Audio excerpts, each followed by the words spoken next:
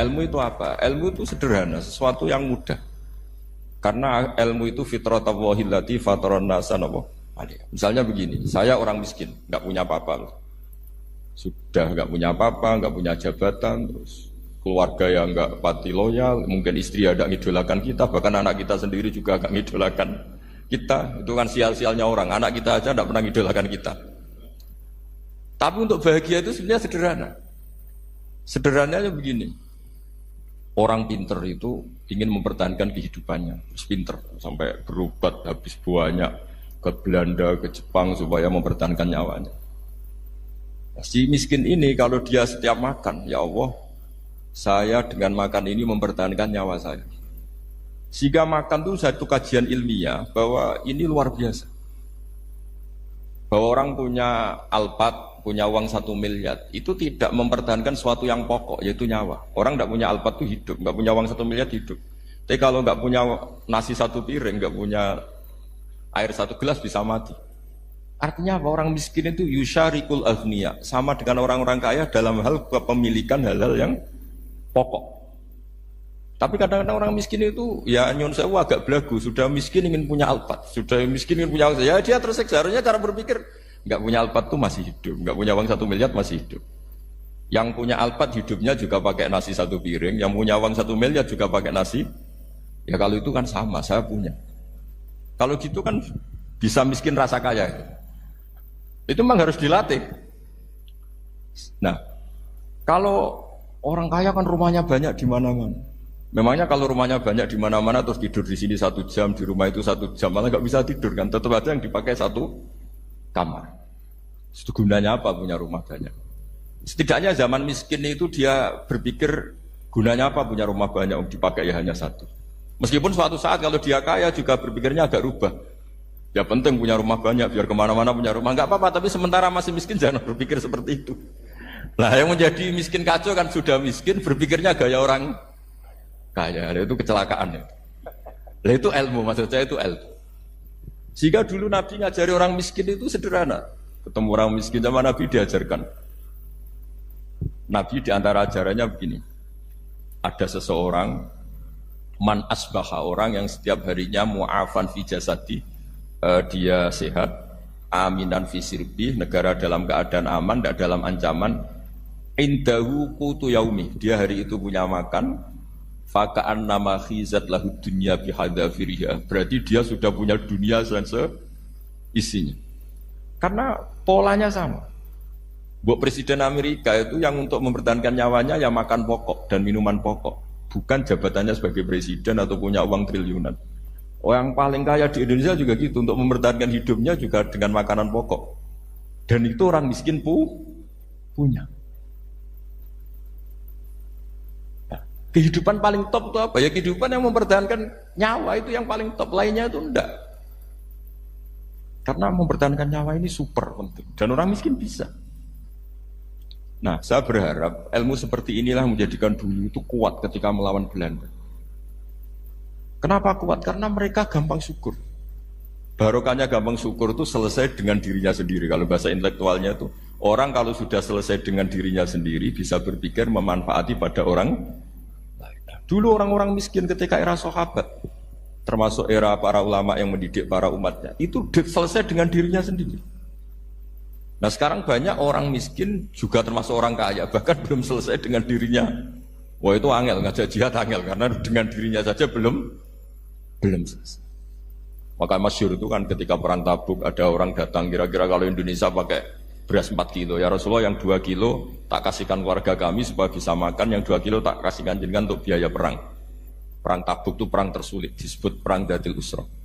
Sekarang hitung saja, ini coba dihitung, mungkin yang bagian kasir tahu.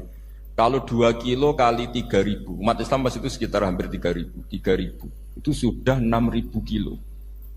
6.000 kilo itu artinya apa? Orang miskin ketika perang membiayai dirinya sendiri, itu satu. Kedua, dengan mental memberi, orang ini tidak tamak. Barokahnya tidak tamak, tidak nyalahkan yang kaya. Efek dari itu apa ketika perang Tabuk? Sumbangan dari Sayyidina Utsman yang jumlahnya besar sekali, yaitu diantaranya 1.000 dinar. 1 dinar kira-kira 4,25 gram, berarti sekitar 4.000 gram. itu bisa diberikan alat perang. Sumbangan dari Abu Bakar juga bisa dipakai beli kuda untuk perang.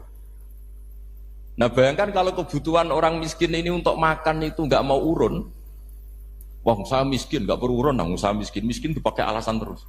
Maka jumlah 3.000 ini akan mengurangi anggaran untuk belanja peralatan perang karena untuk konsumsi orang miskin. Dan gitu kadang mangane tanduk itu kan repot. Wes miskin mangane tanduk, nak antri mo kan ribet. Artinya apa? Perang ini tidak fokus karena ngurusi konsumsi untuk orang-orang miskin. Nah, dulu zaman Nabi orang miskin pun semuanya heroik. Mereka dibantu gak mau, inginnya bantu. Sampai dicibir sama orang munafik. Apa gunanya sedekah 2 kilo? Wong perang ini perang besar antar negara. Pas itu mau perang melawan Romawi. Sampai orang munafik bilang alladzina almizuna almuttawiina minal mu'minina fis sadaqati walladzina la yajiduna illa juhdahum faskharuna minhum. Orang-orang munafik digambarkan Allah orang-orang yang mencibir sedekah kecil. Wong untuk perang besar kok sedekahnya hanya 2 kilo. Tapi yang mahal bukan 2 kilonya. Kalau ada 1 juta orang miskin menyumbang negara 20.000, itu artinya apa? Kita punya rakyat yang inginnya hubungannya dengan negara memberi. Tapi coba kalau kita 2 juta rakyat yang inginnya dari negara mendapat, pegawainya demo. Nah ini ajarannya Nabi yang luar biasa. Dulu Nabi itu bisa mendidik orang miskin pun bermental memberi. Nah barokahnya bermental mandiri ini mereka selesai dengan dirinya sendiri. Coba kalau mereka tidak bawa makanan sendiri ketika perang, mungkin kuda yang untuk perang, terus mereka berpikir, bu ini saja disembelih supaya kita bisa makan. Ribet kan? Ngapain beli senjata yang mutakhir, makan saja nggak bisa. Tapi barokahnya mereka urun sendiri. Mereka selesai dengan dirinya sendiri. Ini hebatnya didikan Rasulullah Shallallahu Alaihi Wasallam. Dulu Mbah Hashim dan kawan-kawan itu berhasil mendidik seperti itu. Santri yang miskin-miskin itu kalau ngaturi kiai duwene telo itu tidak no telo, duwene wi tidak no wi. Jika kiai sing wis mapan-mapan, misalnya kados kula wonten kan mun setengah mapan. Ya akhirnya yo iso mangan wi. Jebule wi ku yo enak. Santri yo seneng mergo kiai ini seneng pancen wis suwi mangan pizza misalnya. Nah, tapi nak sing melarat terus aku melarat kiai tak kei wi mosok doyan. Wis melarat medhit di alasan kan ribet kan. Ini yang perlu dihilangkan. Medhit kok berargumentasi. Yang mahal itu bukan winya, mental memberi. Orang itu kalau mentalnya memberi itu berarti selesai dengan dirinya. Tapi kalau tidak bermental memberi pasti tamak. Dan tamak itu mesti menghakimi orang lain. Maka dalam kitab hikam diterangkan penyakit terberat itu tamak. Kenapa? Karena orang pikir itu tidak ada kata-kata kitab hikam, bukan kata saya. Yang ada itu tamak. Misalnya gini, saya kenal PLT Bupati Kudus. Tidak pernah saya bilang beliau kikir. Tapi sekali saya pernah ngajukan proposal tidak kesampaian. Wah, beliau medit. Jadi saya menvonis medit itu sebetulnya ya karena punya keinginan tidak kesampaian. Coba kalau tidak, medit orang serap penting.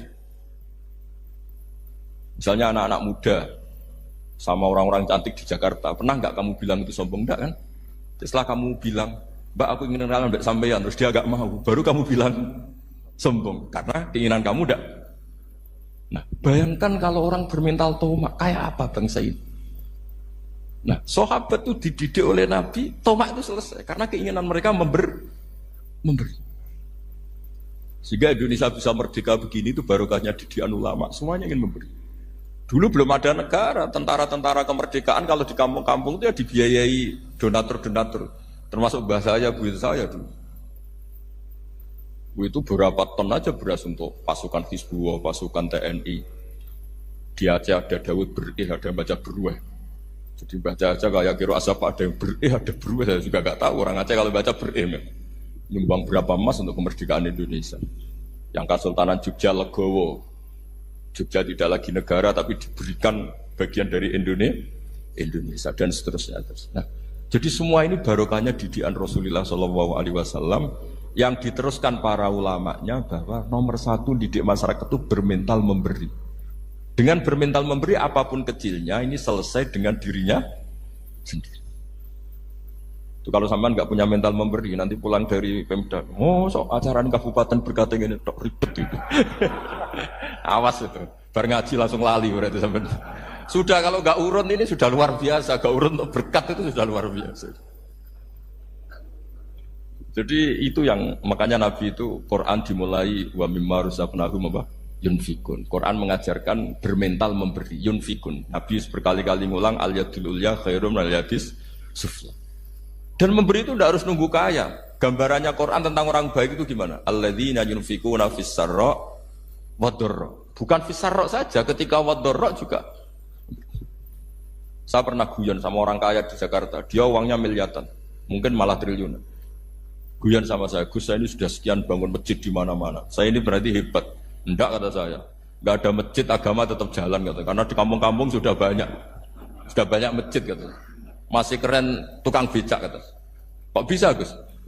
Sampai nyumbang masjid 1 miliar, itu masjid apa kata saya? Ya masjid-masjid besar. Nah, itu paling dipakai kubah atau menara atau apalah yang tidak mendesak. Tapi kalau orang miskin, ngutangi orang miskin itu kalau nggak utang hari itu nggak makan. Kan nggak mungkin tukang becak ke utang ada bank atau orang kaya raya kan kenal saja ndak. Mesti orang miskin utangnya sama orang miskin. Saya kalau orang kaya utang Habibidin mesti mau beli Innova.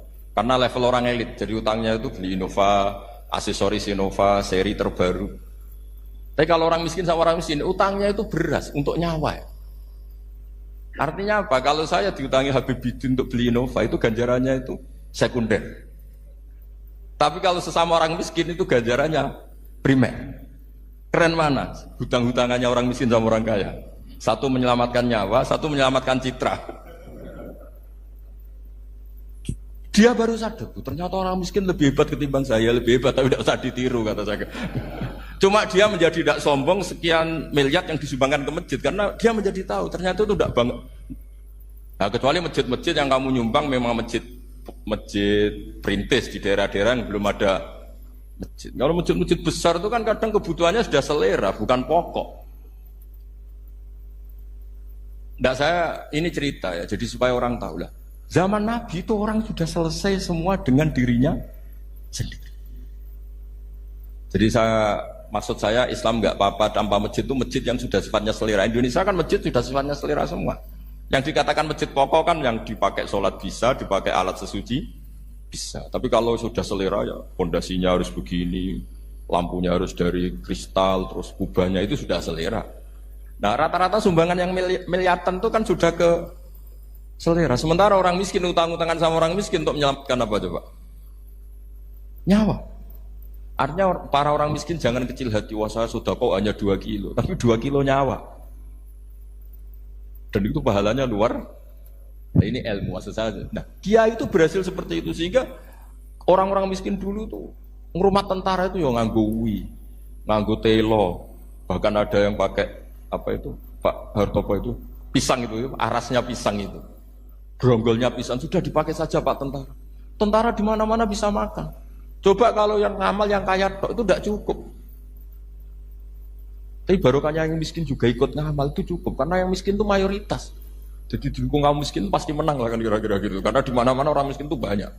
Menemukan orang kaya itu nyari data. Kalau menemukan orang miskin seketemunya pasti ketemu. Dan orang miskin ini dididik ulama untuk berkontribusi. Sehingga banyak tentara yang ketika dicari Belanda pura-pura jadi petani. Ini juga yang menyelamatkan orang miskin. Nah, ulama dulu itu orang paling sukses mensuasanakan seperti itu. Itu yang diceritakan di perang Tabuk. Mimpa di maka tazihu qulubu fariqin minhum. Jadi perang Tabuk itu perang di antara yang paling diceritakan Allah berkali-kali apa? Ya Rasulullah tadi malam saya buruh dan ini dapat 2 sok ya kira-kira berapa kilo. Yang separuh untuk keluarga kami, yang separuh saya sumbangkan ke jenengan. Lu coba perang antar negara hanya menyumbang 2 kilo beras, bayangkan. Tapi nilainya bukan 2 kilo. Kalau 2 juta rakyat Indonesia nyumbang 2 beras, artinya hubungannya dengan negara hubungan ingin memberi. Dan barokahnya hubungan ingin memberi. Ora pati kecangkeman toma, ora pati kakean menuntut. Ini yang mahal itu yang nggak ternilai itu. Dan itu menjadi kekuatan yang luar biasa sehingga umat Islam bisa mengalahkan pasukan Romawi. Nah Indonesia dulu kira-kira seperti itu prakemerdekaan.